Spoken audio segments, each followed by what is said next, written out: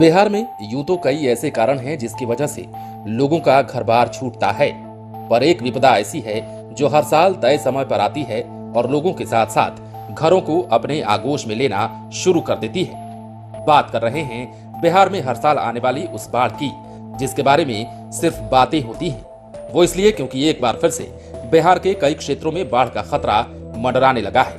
कोसी, सीमांचल और अंग क्षेत्र में बाढ़ ने फिर एक बार जोरदार दस्तक दी है।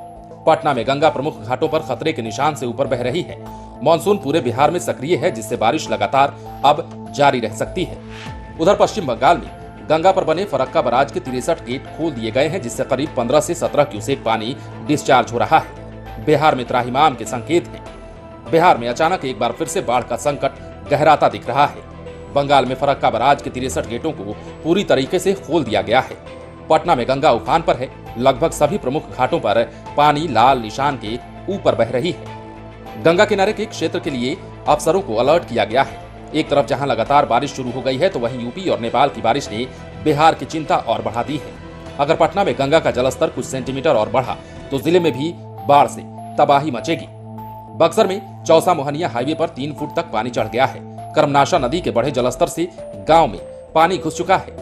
बेगूसराय में भी मकान दुकानों में गंगा का पानी घुस चुका है। मुंगेर में गंगा खतरे के निशान से बेहद करीब है। लोग पलायन करने लगे हैं। गोपालगंज में करीब 4 दर्जन गांवों पर बाढ़ का संकट मंडरा रहा है।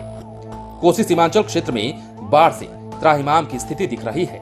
2 दिनों से सुपौल में कोसी नदी के जल अधिग्रहण क्षेत्र में भारी बारिश हो रही है जिसके बाद अब कोसी बराज के 19 फाटक खोल दिए गए हैं। किशनगंज में सैकड़ों घर नदी में समा चुके हैं। भागलपुर में गंगा का तांडव शुरू हो चुका है। कई इलाके जलमग्न हो गए हैं। लोग बाढ़ ग्रस्त क्षेत्र से अब सुरक्षित स्थानों की ओर पलायन करने लगे हैं। तो वहीं मुख्यमंत्री नीतीश कुमार ने भी बाढ़ की स्थिति का जायजा लिया और कहा कि सरकार इसे लेकर पूरी तरीके से अलर्ट है।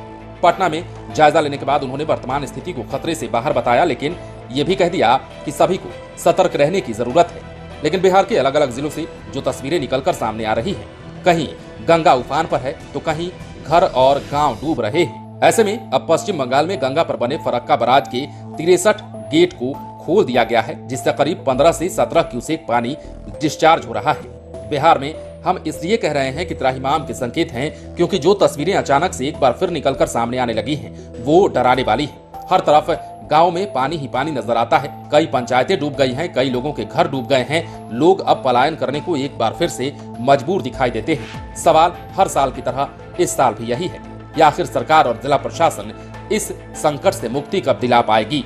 क्योंकि हर साल ही बाढ़ आने के बाद ये कहा जाता है कि अगले साल तक सब कुछ ठीक कर लिया जाएगा और जब अगला साल आता है तो उस साल भी स्थिति वही दिखाई देती है जिस स्थिति की कल्पना करने से भी लोग डर जाते हैं। बने रहें लाइव सिटीज के साथ। यदि अब तक आपने हमारे YouTube चैनल को सब्सक्राइब नहीं किया है तो सब्सक्राइब कर लीजिए ताकि हम आपको खबरों से अपडेट रख सकें।